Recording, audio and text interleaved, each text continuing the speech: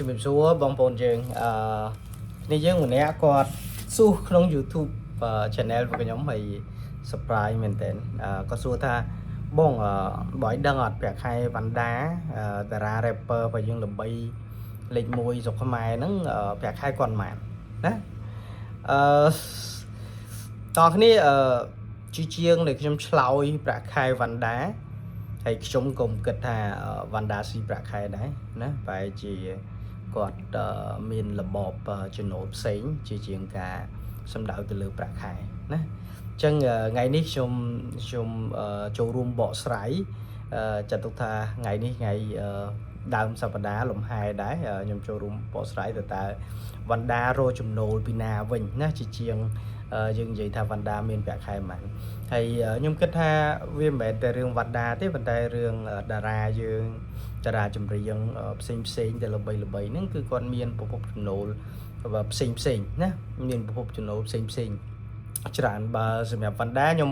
បើជាសរុបរួមទៅខ្ញុំមើលឃើញថាគាត់អាចមានប្រភពចំណូលពី6ប្រភពផ្សេងគ្នាណា6ប្រភពផ្សេងគ្នាទី1ប្រភពចំណូលដែលខ្ញុំមើលឃើញគឺ YouTube ពេលដែលគាត់តម្លាក់ចម្រៀងមួយបទចូល YouTube ម្ដងគឺមានមនុស្ស view ច្រើនមែនតើរាប់លានអ្នកណាហើយតោះនេះគិតទៅបើនៅក្នុងចម្រៀងទាំងអស់នោះបើមានដាក់ជា ad ចូលអាចនឹងរកលុយបានច្រើនណានៅលើបទចម្រៀងហ្នឹងអាចរកលុយបានច្រើនពីព្រោះ YouTube channel របស់គាត់យើងមើលទៅ subscriber គាត់ជាង5លានជាងណា5លានជាងហើយបើយើងសរុប view ដែលគេមើលនៅក្នុង channel របស់គាត់ហ្នឹងអាចមានរហូតដល់7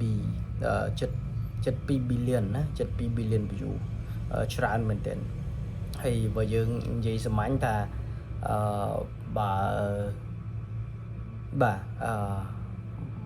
សម្រាប់អ្នកធ្វើ YouTube ធម្មតាក៏គាត់អាចរកចំណូលចិញ្ចឹមខ្លួនឯងបានដែរណាចូលទម្រាំដោយវ៉ាន់ដាដែលមានតម្លាក់មួយបទទៅល្បីផ្ទុះហើយអ្នក view ច្រើនបែបហ្នឹងតែគាត់រកចំណូលប៉ុណ្ណាពី YouTube ណាពី YouTube អាហ្នឹងតែមួយប្រភពឯងប្រភពទី2អាចថាគាត់រកពី streaming royalty ហ្នឹងទាំងអស់គ្នាប្រហែលជាអាចដឹងដែរបទចម្រៀងរបស់វ៉ាន់ដាគេដាក់នៅ Spotify ឬក៏ platform streaming ផ្សេងដែលពីច្រើនយើងបង្កើតroyalty ហ្នឹងហើយ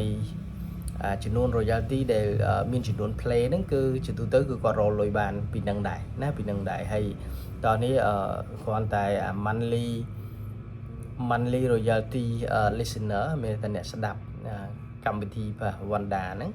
ទាំងនៅក្នុង Spotify ហ្នឹងគឺមានរហូតដល់ជិត5-10 ម៉ឺននាក់ណា5-10 ម៉ឺននាក់ច្រើនគួរសមអញ្ចឹងចំណូលពីអាហ្នឹងក៏មានប្រភពទៀតណាមួយប្រភពទៀតមិនតិចទេចំណូលគាត់បាទចំណូលធំទី3មួយទៀតគឺការប្រគំតន្ត្រីឬយើងហៅថា concert ហ្នឹងជាទូទៅបើគាត់ចូលរួមកម្មវិធីប្រគំឆាកធំចំណូលគាត់ច្រើនណាម្ដងច្រើនហើយពីច្រើនឃើញស្រាប់ហើយវ៉ាន់ដាពីច្រើនគាត់ចូលទៅកម្មវិធីប្រគំតន្ត្រីធំហើយមិនត្រឹមតែការប្រគំតន្ត្រីធំទេឥឡូវនេះគេបែកផ្សេងមួយទៀតគឺគេធ្វើតាមផាប់ទៀតហើយបើតាមផាប់បើទាំងអស់គ្នាឃើញទៅសឹងតែចេញច្រៀងសឹងតែចេញរាល់ថ្ងៃណាអាហ្នឹងក៏ជាប្រភពចំណូលធំមួយទៀតរបស់វ៉ាន់ដាឬក៏របស់ផលិតកម្មប្រកបដែរ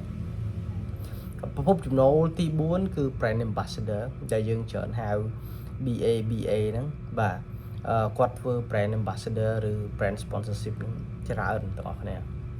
ណាមាន brand sponsorship ឬ brand endorsement ហ្នឹងគឺគេធ្វើជាមួយគាត់ច្រើនអញ្ចឹងអាហ្នឹងដែលយើងហៅថា BA ហ្នឹងគឺគាត់រកលុយបានច្រើនអាហ្នឹងតោះនេះរាប់ឃើញគាត់ brand ambassador ឲ្យហនុមានឲ្យកូកាឲ្យ Cellcard ឲ្យអីចឹងណាបាទអញ្ចឹងមាន brand ធំសូម្បីតែក្រុមហ៊ុន food delivery ដូច Food Panda ហ្នឹងក៏យកគាត់ជា brand ambassador ដែរអញ្ចឹងកាលណាជា brand ambassador គឺគាត់រកចំណូលហ្នឹងមួយឆ្នាំឲ្យបានច្រើនណាមួយឆ្នាំបានច្រើនចំណូលទី5ដែលយើងមើលឃើញដែរពីច្រើនគាត់ គាត់ធ្វើ project ជាមួយគេជា music collaborator ឬក៏ commercial project អាហ្នឹងគាត់អាចធ្វើនៅក្នុងស្រុកខ្មែរឬក៏ធ្វើនៅក្រៅប្រទេសជាមួយសិល្បករផ្សេងអីចឹងទៅណាអាហ្នឹងក៏ជាលុយមកចំណាយទៀតដែរហើយតោះគ្នាបានដឹងហើយថាវណ្ដាក៏ជាក៏ធ្លាប់ធ្វើជា solo concert អីចឹងណាអាហ្នឹងក៏ជាប្រភពចំណូលធំប្រកបមួយទៀតហើយប្រភពចំណូលទី6គឺដោយសារវណ្ដាក៏ជា producer ហើយក៏ជា music productions ខ្លួនឯងដែរអញ្ចឹងភាគច្រើនវណ្ដាក៏អាចមានចំណែកនៅក្នុងការហៅអាហ្នឹងបានដែរឧទាហរណ៍ថា collaborate គាត់សកម្មជាមួយតារាចម្រៀងវ័យក្មេងណាអញ្ចឹងទៅគាត់ទៅជួយដឹកនាំឬក៏គាត់ជួយធ្វើភ្លេងធ្វើអីបញ្ចូលជាមួយហ្នឹងឬក៏គាត់ចូលម៉ាត់មកអីហ្នឹងទាំងអស់ហ្នឹងសិតតែជាចំណុចដែលគាត់អាចរលួយបានអញ្ចឹងបើខ្ញុំសរុបជារួមមកពីច្រើនតារាដូចវណ្ដាមិនមែនតែវណ្ដាទេអាចតារាយើងផ្សេងទៀតដែលល្បីហ្នឹងជាទូទៅប្រភពចំណូលធំប្រកបហ្នឹងគឺ6ចំណុចហ្នឹងណា6ចំណុចហ្នឹងអញ្ចឹងបើសិនណាថ្ងៃក្រោយគ្នាយើងចង់ខ្លាចជាតារាអីចង់សួររឿងថាប្រាក់ខែប៉ុន្មានអីខ្ញុំមិនដឹងទេហើយប៉ុន្តែបើប្រភពចំណូលទាំងអស់ហ្នឹងគឺតារាភាគច្រើនគឺឈរលើ model ស្ទៀងគ្នាទេអាចតារាខ្លះគាត់អាចមានប្រភពចំណូល4ប្រភពតារាខ្លះអាចមានប្រភពចំណូល6ប្រភពអីចឹងទៅដោយកណ្ដាលអីគឺគាត់ប្រភពចំណូលគាត់ស្ទើរគ្រប់ច្រកឯណា